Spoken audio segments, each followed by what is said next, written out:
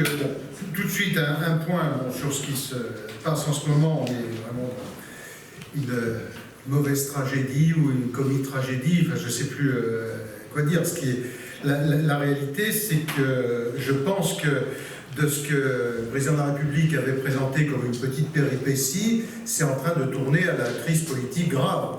On ne peut pas imaginer que le gouvernement soit plus de 8 jours dans l'incapacité de trouver un ministre de l'Intérieur. Il semble qu'il y ait, j'imagine, des très fortes tensions entre Matignon et l'Élysée. En tout cas, tout cela tourne encore une fois à la crise politique et à la crise politique majeure.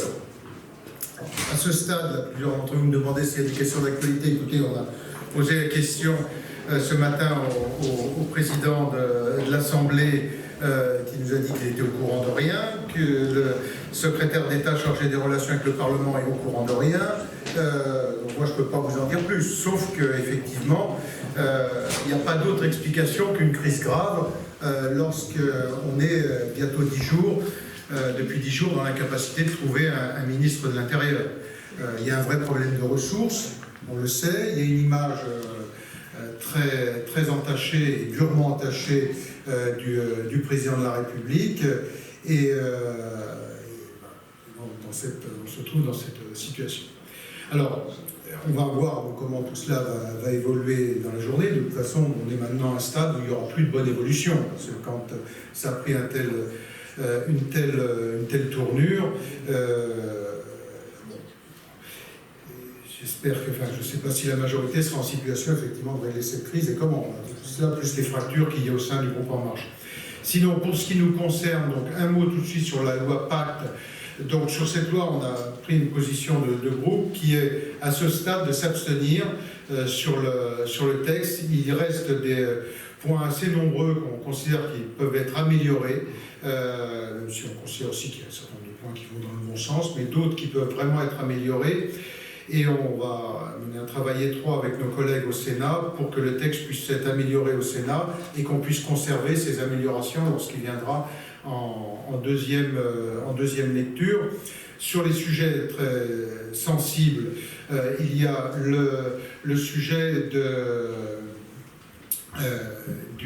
je suis pas de la norme environnementale de Christina, je cherche le mot. De la raison sociale, enfin l'objet social. Voilà.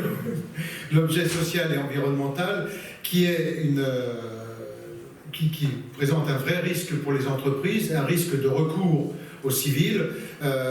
Est-ce que l'objet social ou environnemental aurait été pris en compte? De quelle manière on l'évalue? Comment? Devant les tribunaux? Sur quel fondement juridique, etc. Donc c'est un vrai sujet d'importance. Donc, qui doivent être améliorés dans la loi. Sur les seuils, là aussi, on considère qu'on peut aller plus loin que ce qui a été fait. Après, il y a toujours quelques inquiétudes de notre part sur le sujet des privatisations, notamment sur ADP. Qu'est-ce que va en devenir le foncier? Ça concerne plusieurs milliers d'hectares. Donc, on a obtenu des avancées, notamment avec la possibilité pour les collectivités de rentrer dans le jeu. Donc, je pense au département de la Couronne et également de l'Oise, et ça c'est important pour nous. Le stage qui était un élément important pour la création d'une entreprise, c'est-à-dire de consacrer une quarantaine d'heures à la formation des chefs d'entreprise, qui est supprimé.